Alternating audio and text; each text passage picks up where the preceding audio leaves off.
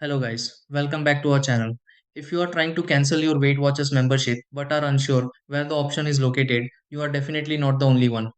Sometimes people want to pause expenses, switch plans, or simply stop using the service for personal reasons. But finding the cancellation settings can feel a little confusing depending on how the membership was started. In some cases, memberships created through an app store follow a different process than memberships started directly through the website. The process usually only takes a few minutes once you know where to look.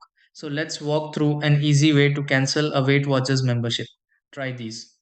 Step 1. Sign in to the Weight Watchers membership account using the website or app credentials. Step 2. Open the account or subscription section connected to the Weight Watchers membership profile.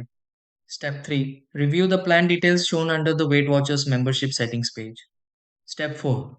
Select the cancellation option available for the Weight Watchers membership if it appears in account settings. Step 5. Confirm the request for the Weight Watchers membership and watch for any confirmation message or email. Step 6. Return to the subscription details for the Weight Watchers membership and check that cancellation appears successfully.